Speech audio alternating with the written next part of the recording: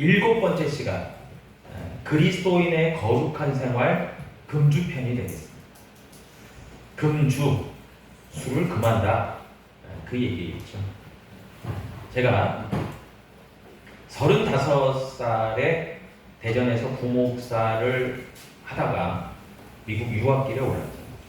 그래서 미국 로스앤젤레스에서 학교를 다니고 이민교회 부목사로 사역을 이어가게 되었는데, 그 교회의 성가대를 지휘하는 집사님이 계셨는데 굉장히 찬양을 잘하시고 관심이 있었어요.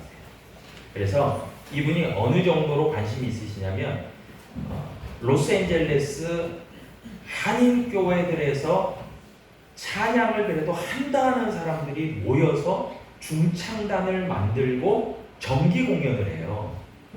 그 멤버입니다. 그래서 상당히 뛰어나신 실력을 갖고 계시는 그런 음악 재능이 있으신 분이었어요. 이분이 이제 재미교포는 아니었고요. 미국의 주재원으로 와 계셨어요. 큰 기업의 로스앤젤레스 지부에 아주 고위직에 있었던 그런 집사님이셨어요. 그래서 아주 굉장히 사회적 지위도 있으시고 교회에서도 상당히 인정받는 분이셨고 이런 분이에요. 그래서 한 번은 정기 연주회가 있으니까 와주세요 해서 로스앤젤레스 한인타운에 있는 코리안타운에 있는 그 큰 홀이 준비되어 있는 곳으로 가서 정기 연주회에 참석을 했습니다. 너무 은혜롭더라고요. 찬양이 울려 퍼지고 또 여러 가지 그런 곡들이 많이 연주가 됐습니다. 특별히 이제 저를 포함해서 여러 성도님들이 꽃다발을 준비해서 그 집사님, 성가대 지휘자 집사님을 축하하고 또 너무 잘하신다 이렇게 축하해 줬습니다. 그래서 집사님 이제 연주회를 잘 마치고 그 코리안타운 근처에 있는 곳으로 식사 겸 이렇게 자리를 옮기게 됐습니다. 그 자리에서 저는 조금 당황스러운 부분이 있었습니다. 예배 자리는 아니었고 정기 연주회였지만 그 자리에 식사 자리에 있었던 분들은 제가 익히 잘 아는 그 이민교회 모든 성도님들이셨어요. 제 기억으로 아마 10여 분 됐던 것 같아요. 그런데 긴 테이블에 음식만 있는 게 아니라 술이 함께 올라와 있었고요. 자연스럽게 한 잔씩을 부어라 마셔라 하면서 나누고 저를 힐끗 쳐다보시더니 김 목사님도 한 잔 드릴까요? 하다가 어떤 분이 목사님은 안 드시지 이러면서 이렇게 웃으면서 빼시면서 또 어떤 분은 약간 살짝 당황스러우셨는지 목사님 이해하시죠? 이러면서 상당히 화기애애한 분위기로, 근데 저는 화기애매했습니다.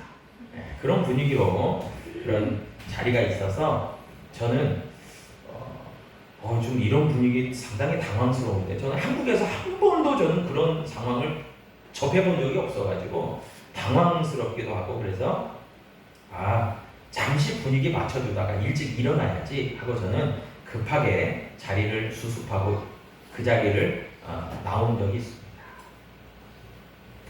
여러분, 그리스도인에게 있어서 거룩한 생활을 지향하는 그리스도인들에게 있어서 이 금주가 의미하는 게 뭘까요?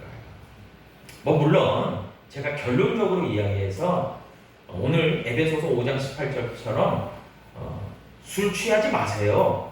술 마시지 않는 게 좋습니다. 이렇게 얘기하고 결론을 딱 내리면 얼마나 간단 명료하겠습니까? 그러면 여러 성도님들께서 그렇지, 결론 내려졌네, 그럼 집에 가시면 돼요. 그런데 이것은 다른 말로 이야기하면 그냥 아무 생각 없이 수학 공식을 딱 정해놓고 답이 이거니까 수학 공식 외우세요. 여러분, 그것은 발전이 안 돼요.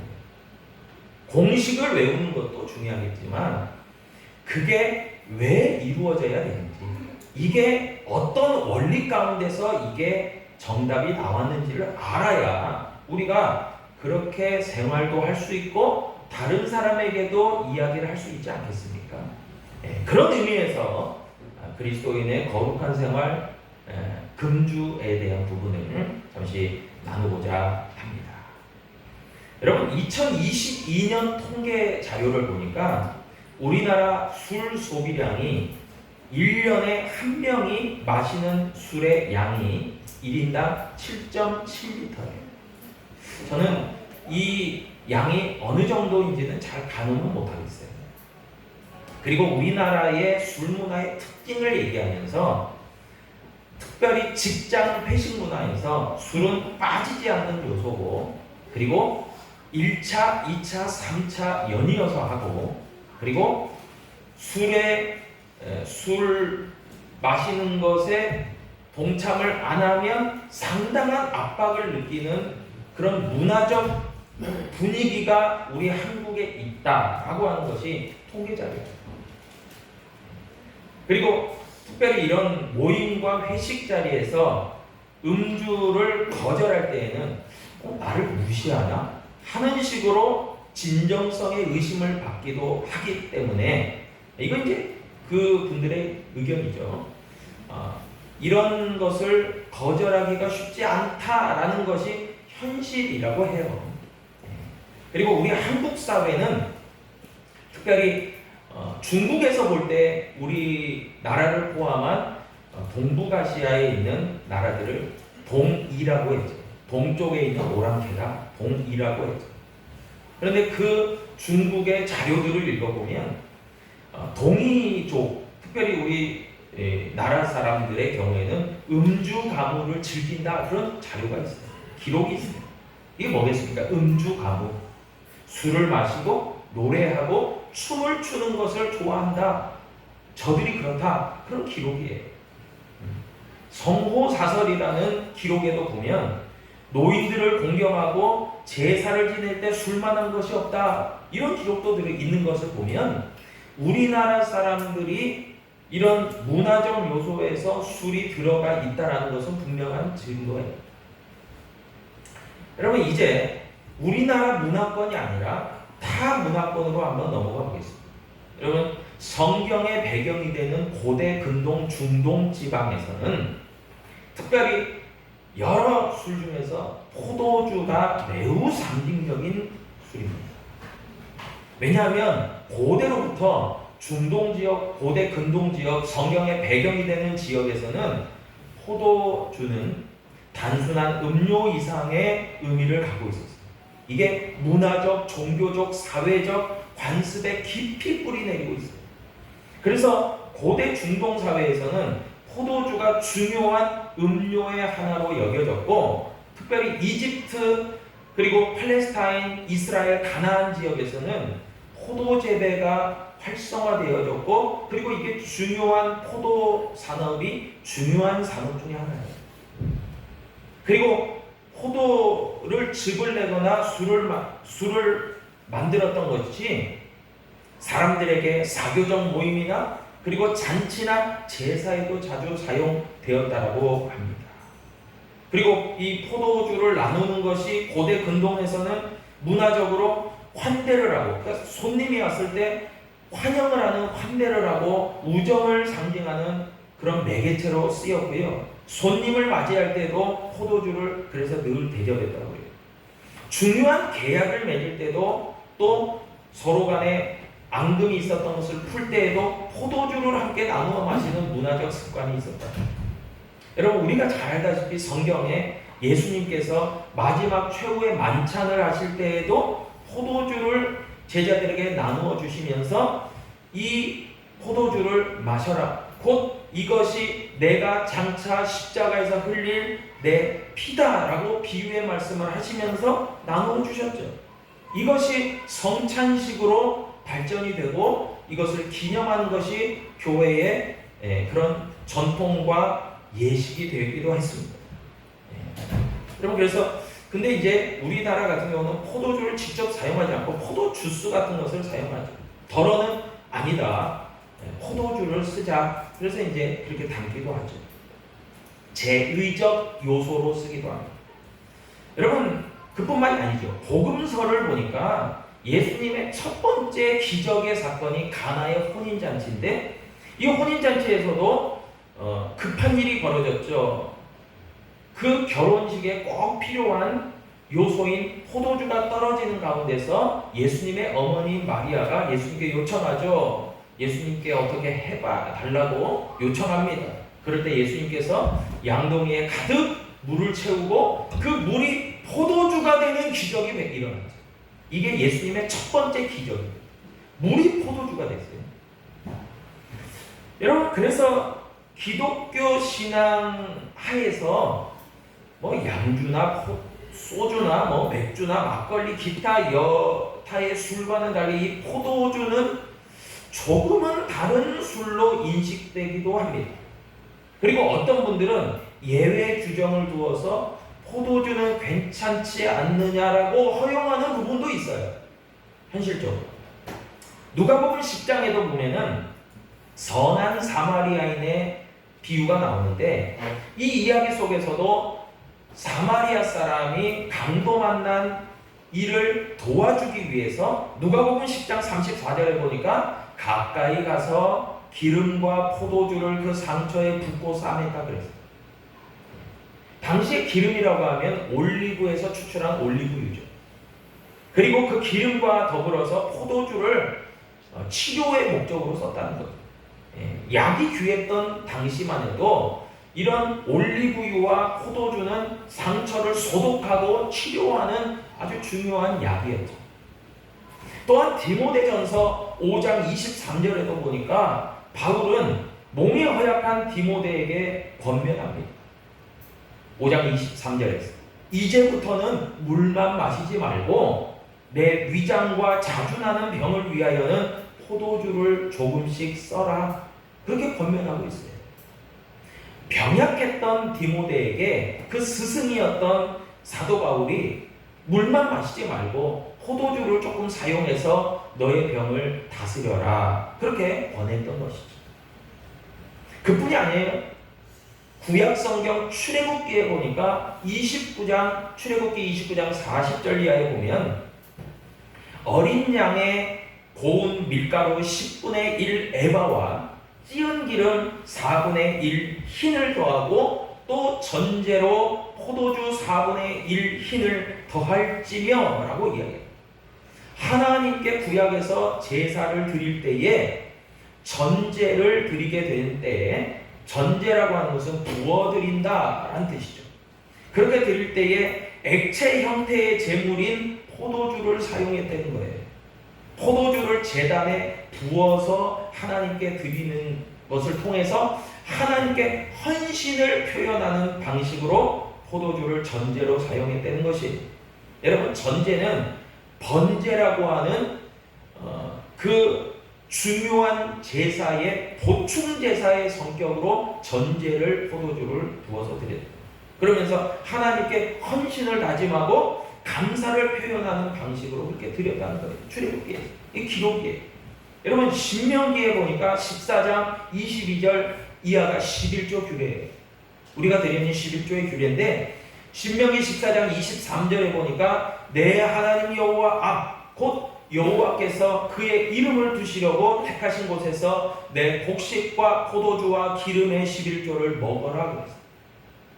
신명기 14장 26절을 보면요, 내 마음에 원하는 모든 것을 그 돈으로 사되 소나 양이나 포도주나 독주 등 내 마음에 원하는 모든 것을 구하고 거기 내 하나님 여호와 앞에서 너와 내 권속이 함께 먹고 즐거워할 것이다.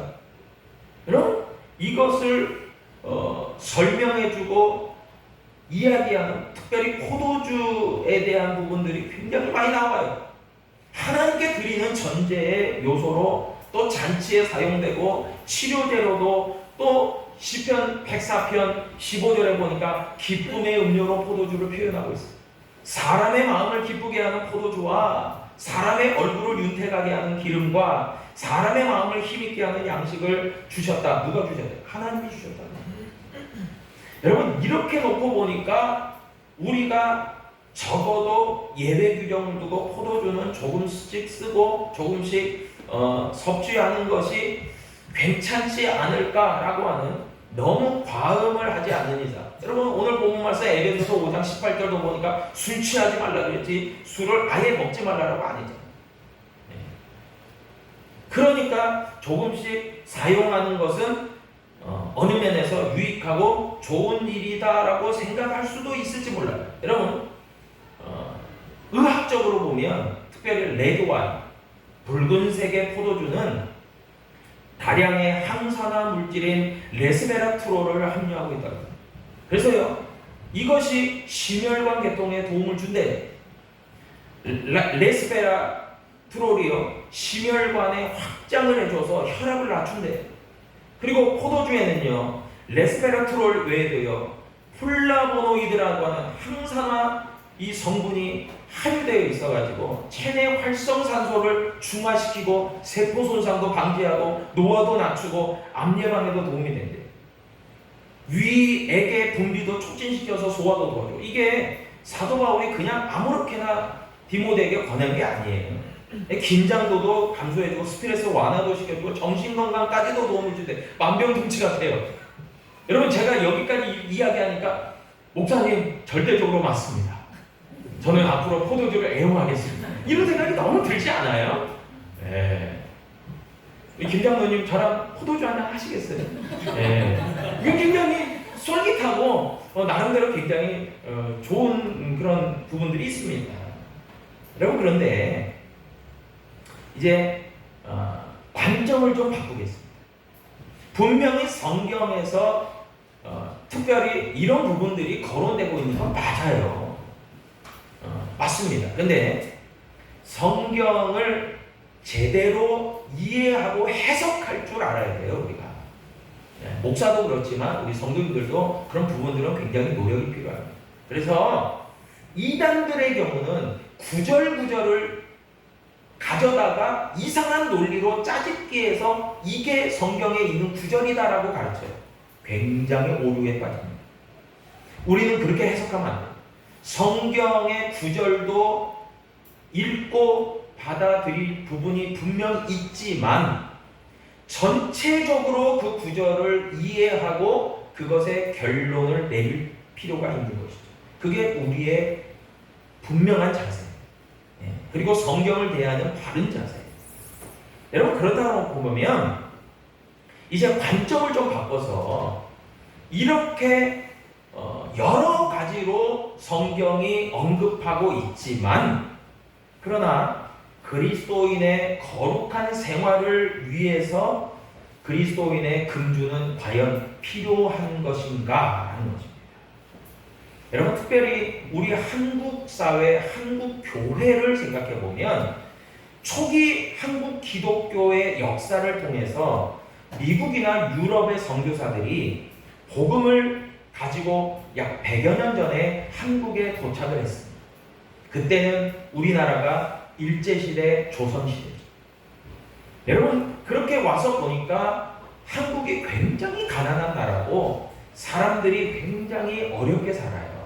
그런데 가만 보니까 굉장히 가난하고 어렵게 사는 사람들임에도 불구하고 조선 사람들의 삶을 보니까 굉장히 술 문화에 관대하고 그리고 지나친 음주와 지나친 흡연을 하고 또 여러 여인들을 첩으로 두는 그런 첩첩제도가 만연되어 있는 것을 이 외국 선교사들이 발견한 거예요. 그러면서 너무나 안타까운 나머지 복음도 전하지만 교회에서 이 외국 선교사들이 목사님들이 이래서는 안 되겠다. 하나님을 믿는 바른 신앙의 성도라고 한다면 기독교 신앙도 잘 믿어야 되지만 바람직한 거룩한 생활을 위해서 금주와 금연과 일부 일처제를 가르쳤던 거예요. 그래서 초기 기독교 역사부터 해서 특별히 한국 교회의 전통이 어떻게 이어져 내려오냐면 술과 담배 문제에 있어서 엄격해지게 됩니다. 여러분 한국 사회에 그런 부분들이 있습니다. 물론 유럽 같은 경우는 특별히 포도주가 발전해온 프랑스나 그리고 맥주가 발전되어 독일 같은 경우는 목사님들도 더러 그냥 마시기도 하고 특별히 그거에 대해서는 문제시하지 않기도 합니다. 그러나 한국 사회에서 특별히 한국에 있는 한국교회의 전통 아래에서는 이런 부분들은 결론이 딱 내려져 있어요. 그것을 안 하는 게 좋다라고 말해요. 여러분 물론 어느 교회에 가보면 제가 직접 가보진 않았지만 분당에 있는 만나교회 가면 교회 안에 흡연실이 있대요. 왜냐하면 그 교회를 담임하는 목사님께서 이런 결정을 내리신 거예요. 술을 마시거나 담배를 펴도 교회에 오세요.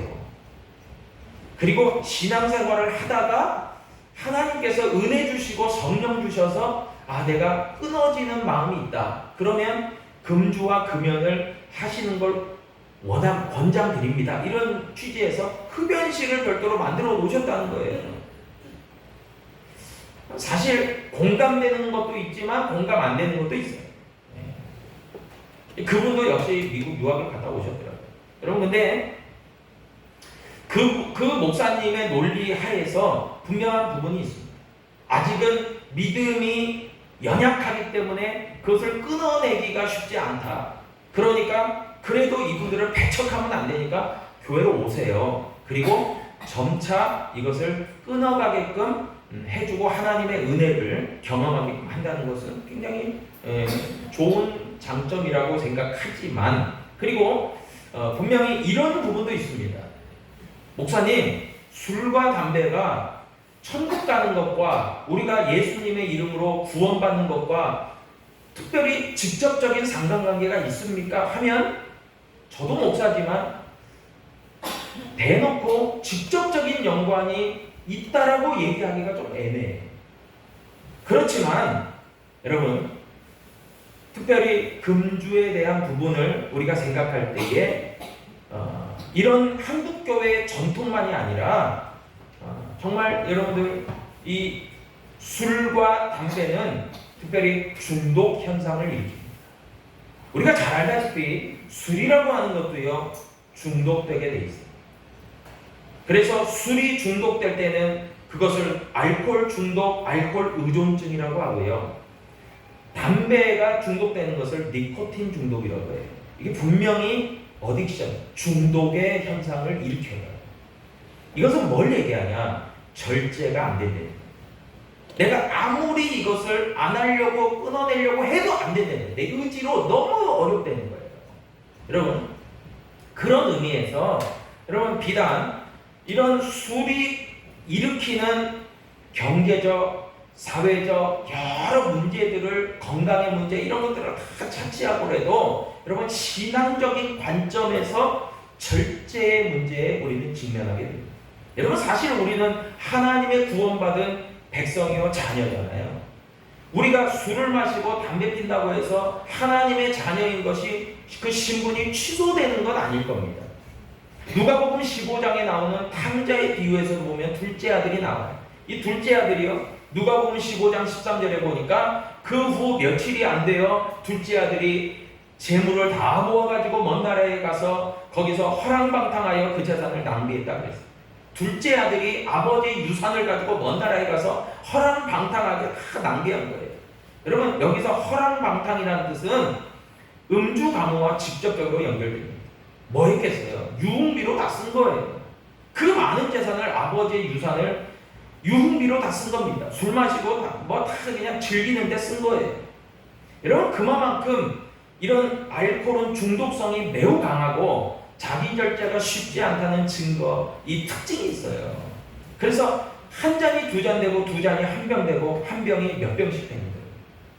여러분 그리스도인이 굳이 아니더라도 자신의 건강을 해치고 경제적인 낭비를 초래하는 그리고 사회적, 문화적 여러 가지 요소 그런 문제들을 야기시키는 이런 문화를 우리는 멀리해야 될 필요가 있는 거죠. 여러분 우리나라 술 소비량이 많고 그것으로 인해서 파생되는 연간 사회적 비용이 연간 20조 원이 넘는다고 해요. 이게 통계적 자료예요. 여러분, 지금은 분명히 구약적 제사를 드리는 시대도 아니에요. 그래서 전제로 하나님 앞에 포도주를 부어드릴 필요도 없어요. 포도주를 소화를 돕는 목적으로 사용하지 않아도 얼마든지 소화를 돕는 좋은 건강식품들이 많이 있어요. 중동 문화에서는 포도주를 그렇게 환대하고 교제하는 데 사용한다고 하지만 여러분들, 우리 한국 사회, 적어도 한국 교회 전통에서는 이것을 멀리하는 것을 가르치고 또 권하고 있는데 굳이 그것을 쫓아가야 되겠습니까? 고린도전서 6장 19절에 보니까 다음과 같이 말합니다. 너희 몸은 너희가 하나님께로부터 받은 바 너희 가운데 계신 성령의 전인 줄을 알지 못하느냐? 너희는 너희 자신의 것이 아니다 그랬습니다. 예수님께서 십자가에서 보혈을 흘리시고 우리의 죄를 깨끗하게 씻어주시고 용서해주시고 우리를 천국 백성 만들어주시고 내가 하나님을 믿고 예수님으로부터 구원을 받았다, 나는 하나님의 용서와 은혜를 입었다라고 하는, 그래서 우리는 더 이상 죄인이 아니고 하나님에 속한 의인이 되었다. 이것이 신앙의 고백, 믿음의 고백 아니겠어요? 여러분, 적어도 그런 신앙의 고백, 믿음의 고백이 있는 사람들은 거룩한 생활을 지향해야 되는 거예요. 이게 성도의 의무죠. 책무죠. 그런데 세상 가운데서 그렇게 휩쓸리고 세상의 풍조에, 세상에 만연되어진 그런 것에 쫓아간다? 여러분, 그것은 맞지 않는 것이죠. 여러분, 성경이 얘기하듯이 우리의 몸은 더 이상 우리의 것이 아니고 예수 그리스도의 피값으로 사신 바 되었다라고 해요. 그래서 우리가 그리스도의 몸된 교회의 한 지체가 되고 연합되는 성도가 된다는 것은 결국은 그리스도의 거룩한 몸에 거룩한 존재로 편입된다는 것을 얘기하고 있습니다. 그래서 고린도전서 6장 20절에도 보니까 값으로 산 것이 되었으니 그런즉 너희 몸으로 하나님께 영광을 돌리라 했습니다. 여러분, 우리의 몸과 마음으로 하나님께 영광을 돌려야 되는 우리의 책무가 있는 거죠. 성도의 의무가 있는 거죠. 그래요. 그래서 술을 마시거나 취하거나 가까이 하거나 이런 것이 굳이 하나님의 율법적인 기준으로 잣대로 한다는 것이 1차원적인 관점이에요. 아, 이거 안 해야 되니까 하지 마. 이건 여러분, 그거에서 한 차원 우리는 진일보에서 예수님으로 인해서 내가 새로워졌고 내가 깨끗함을 받았고 더 이상 이제는 내가 사는 것이 아니라 내 안에 그리스도께서 사시는 것이라고 하는 믿음의 고백이 있다면 자발적으로 우리는 선택하고 결정할 수 있어야 된다는 거죠. 여러분, 그것이 믿음 안에서의 절제고 그것이 믿음 안에서의 그리스도와 연합된 삶인 거죠. 네. 그래서 그리스도께서는 우리에게 참 자유를 주셨는데 그 참 자유는 방종하라고 주신 게 아니에요. 내 마음대로 살으라고 주신 게 아니라 그리스도 안에서의 자유예요. 여러분, 그리스도 안에서 참 자유를 누리는 사람들은 신앙적 의지와 결단도 필요한 거죠. 여러분, 무서워서 겁이 나서 벌 받을까봐 그렇게 하는 것은요 아주 저차원적인 거예요. 우리는 고차원적인 것을 추구하고 지향해야 돼요. 아, 하나님이 이렇게 원하시는구나, 하나님이 기뻐하시는구나. 그러면 자발적으로 적극적으로 의지적으로 내가 하나님을 사랑하고 하나님의 법을 따르기를 내가 결단하기 때문에 그렇게 하겠습니다 라고 하는 것으로 이어져야 된다는 거죠. 여러분, 우리의 몸은 술 따위로 채워지는 그런 존재가 아니라는 거예요. 방탕으로 그냥 내모라도 되는 그런 적당히 여유를 부릴 수 있는 게 아니라는 거예요. 그런 의미에서 오늘 본문 말씀 에베소서 5장 18절은요 술 취하지 말라, 이는 방탕한 것이니 오직 성령의 충만을 받으라 그랬어요. 여러분, 사도행전 1장 14절에 보니까 여자들과 예수의 어머니 마리아와 예수의 아우들과 더불어 마음을 같이하여 오로지 기도에 힘쓰더라 그랬어요. 여러분, 예를 들어서 우리가 하나님께 영광 돌리는 예배를 드리고 기도에 힘쓰고 성령 충만을 받고자 하는데 여러분, 음주 가무를 즐기겠어요? 그것을 멀리 하겠죠. 교회에서 정말 사랑의 친교와 교제를 나누고 할 때 여러분, 술이 들어가야 됩니다. 매개체가 됩니다. 세상에서는 충분히 그걸 더 효과적이라고 생각할 수 있지만 여러분, 생각해 보세요. 만약에 예배를 드리고 나서 교회 식당으로 옮겨가서 목사님 한잔 하세요, 장로님 한잔 하세요, 이러면 은혜가 되겠습니까? 은혜 된다고 하면 할 말이 없네요. 여러분, 은혜 안 돼요. 여러분, 그렇다고 한다면 교회 안에서 예배 드릴 때, 기도할 때, 신교할 때 정말 그러면 이것을 멀리 해야 되는 것이 당연하지 않겠습니까? 그런데 어떤 분들은요, 교회에서는 멀리 해요. 그런데 내가 살고 있는 가정에서, 내가 일하는 일터에서, 내가 세상 가운데서 만나는 친구들의 모임 가운데서는 이것을 너무나 허용하고 있다는 게 문제예요. 시간과 장소를 따져서 내가 지키기도 하고 안 지키기도 하고. 여러분, 그게 무슨 법이에요? 여러분, 안 보니까 내가 안 보이니까 잘 지키고, 누구도 안 보니까 내가 마음대로 하고. 여러분, 이게 무슨 법이에요? 세상의 법도 그러지 않아요. 그런데 하나님의 법을 내 마음대로 시간과 장소를 바꿔가면서 이거는 지키기도 하고 안 지키기도 하고. 여러분, 그게 무슨, 여러분, 그리스도인의 또 다른 말은 구별된 사람이라는 뜻이에요. 네. 세상과 세퍼레이트 돼 있다. 구별돼 있어요. 여러분, 우리가 구별돼 있기 때문에 하나님께 속한 자예요. 그리고 다른 말로 이야기하면 그리스도인이에요. 성도예요. 성령 충만한 사람들이에요. 여러분, 그렇다면 우리가 우리의 신앙과 우리의 건강과 우리의 모든 것에 백회무익한 이런 것을 경계하고 멀리 해야 되지 않겠습니까? 갈라디아서 5장 22절로 말씀해 보면 성령의 9가지 열매를 얘기하면서 23절에서 온유와 절제를 성령의 9가지 열매 중에 넣고 있어요.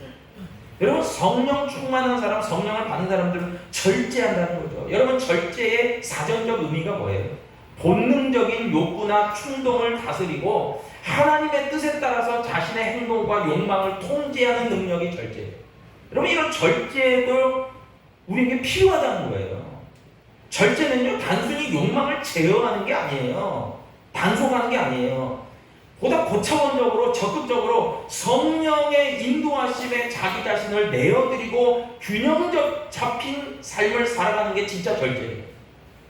여러분, 그렇기 때문에 그리스도인들에게 있어서 세상적 욕심과 욕망은 제어되어야 되는 것이고 절제되어야 되는 것이고, 우리가 육신대로 살 것이 아니라 그리스도의 영에 충만해 살아가야 되는 거예요.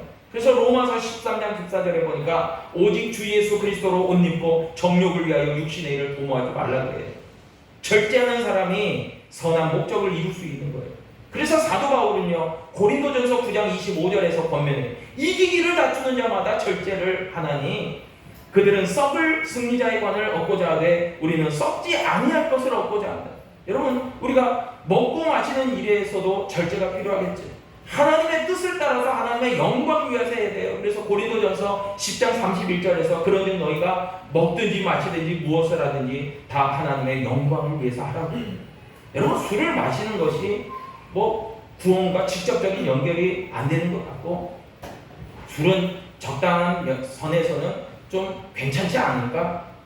그리고 때로는 위로와 위안이 되고 스트레스 해소도 되고, 술을 마시는 것이 직장 회식 문화에서 굉장히 나를 힘들게 하니까 적당한 선에서 동참하고, 여러분, 그러다가 한 잔이 두 잔 되고 두 잔이 한 병 되고 알코올 의존증과 알코올 중독에 빠지고 이런 것에 건강을 해치고 돈도 낭비하고 때로는 그 일들 때문에 가정이 불화되고, 그리고 여러 가지 면에서 좋지 않은 결과를 낳을 뿐만이 아니라 내가 추구해야 되는, 신앙 가운데서 추구해야 되는 그런 절제의 미덕을 우리가 세워가지 못하고 그 모든 것을 통해서는 하나님은 점수를 매길 때 영광이 되지 않는다라고 결론 내리시나요? 여러분, 술이 차지하는 그 자리에 하나님이 진정으로 기뻐하시는 그 성령 충만함과 중보기도와 위로와 소망을 주는 격려와 하나님의 말씀이 자리한다면 얼마나 좋겠습니까? 그리고 무엇보다도요, 자기 자신뿐만이 아니라 가정에서, 이웃에서, 교회에서, 사회에서 하나님께 부끄러움이 없는 떳떳한 하나님에 속한 성도의 삶을 지향한다면 여러분들, 우리가 이것을 경계하고 멀리함이 마땅하지 않겠습니까? 여러분, 이런 의미에서 저와 여러분들이 더욱더 고심하고 생각하고 그렇게 수고하며 인생을 결정해 나갈 수 있는 저와 여러분 될 수 있기를 주님의 이름으로 축복합니다. 아멘.